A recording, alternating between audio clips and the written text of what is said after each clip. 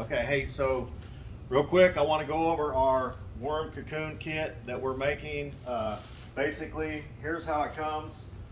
It's got directions in it. It's got a little bit about our company. It's got this cover that you're going to need. I'll show you how that works here in a little bit. But the kit, it basically contains enough feed to feed these for 90 days and raise them, and we'll go through the whole process. And actually it shows the process on the directions, and we have some charts on the bottom to write down dates and stuff. But so what we're getting is, you're getting 8 pounds of cocoon material, okay? And then you're getting 5 4-pound bags of our bedding material. And I'm gonna take these out of here. But this thing is all set up, when to add what. This is out of our commercial worm farm. This is how one of the ways we raise them, and this is the easiest way. It'll help you get started, and it'll also, after 90 days, you're gonna have, up to 2,000 worms in here, and you'll be able to add them to whatever setup you have. They'll be used to their material, so we recommend just dumping it all right into whatever bin you're making. But so, all we do is we take this tote to start off. This is the very first part of the setup. We take the cocoon material out of this bag, and we just dump it in the bottom here, okay? The cocoons are going to be almost impossible to see because African Nightcrawler cocoons, they get kind of surrounded by the little dirt spots, and it just gets sticky. So you can dig through there and try to find them, but you just got to trust that they're all in there. Perfectly lay this out just like that, and that's all you got to do. You lay that on there. Then you'll take your first bag of bedding material, okay? This is what we use in our farm. It runs through a pulverizer. It's already got a little feed mixed into it, so it's a perfect setup, okay? Perfectly made just for this. So we're gonna dump that on there. Okay, there's your first bag, all right? Then you're gonna spread that out over the top. It's probably about a 1/2 inch thick over those, all right? Now that is ready to go for probably the first, maybe, 21 to 30 days before they hatch and start feeding on the top of this. So I'm gonna get this wet. I'm gonna show you how much water to use.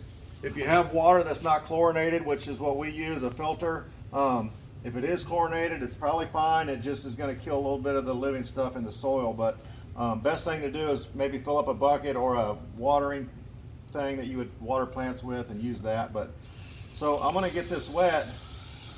Oh, I switched it on you. I'm sorry. Okay. You want the moisture content, if you have a meter, like between 70 and 80% when you're hatching these. You want them a little wetter than you normally would if you were just raising worms and cocoons. Because once these eggs hit a certain moisture and a certain temperature, which we recommend between 70 and 80 degrees, but they'll survive between 60 and 90, then they're going to start hatching. So until then, you're good. You can leave this kit in the garage or whatever for a week or 2 or 3 or a month, and then once you get them wet and get that done, then they're going to start hatching. So that's all you'll do. You're set up. We're going to put this cover on, okay? And now that's ready to put away. Now we're just going to wait, and probably every couple days, 3 or 4 days, you're going to want to open this up. If it's starting to dry out, you're going to want to get some more moisture. You don't want it so wet that there's any water anywhere standing or anything. If you were to grab it, you'd want to squeeze it and real hard, and maybe 1 drop come out of it. That would probably be the perfect moisture. But otherwise, keep it moist for the first 21 days, and then after that, it's real simple. We're going to take a little bit of this feed once they start hatching, and we're going to just lightly sprinkle it on there. We're going to get that feed wet, and we're going to cover it back up. That'll be after 21 days or so once they start hatching. And then every 15 days or so after that, we're going to add another bag of this. We're going to put some feed on, we're going to water it, then we're going to feed them every 2 or 3 days.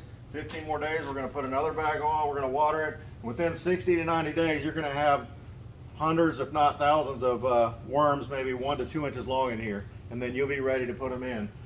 Anybody that buys one of these kits from us, the reason we like this is worms are so hard to ship in the summertime and in the wintertime. It's hard to get them to survive through the shipping process. This is so easy because it doesn't matter how cold or how hot it is. You're not going to activate those cocoons till you get them at that right moisture and temperature. So this is perfect for that. We also are going to have a Facebook page for anybody that buys one of these kits. That page will have videos, it'll have pictures, it'll have, and the only people that'll be on that page are people that bought one of these kits, so you guys can communicate with each other. So that's a great resource, so you can't mess this up. We also are going to have charts at the bottom that you can put the dates that you water, the dates that you top feed, the dates that you top dress, and all that stuff, so you can keep real good track of it. I mean, this is perfect for anybody wanting to raise African Nightcrawlers and get started with a good amount, and also raise them from cocoons. It's great for schools, it's great for education. So anyway, that's kind of how that works, and we'll have more videos on our Facebook page on top dressing, top feeding. Maybe as the progress of this one comes along, we'll video and show you how they hatch and how big they are. So thank you guys for looking.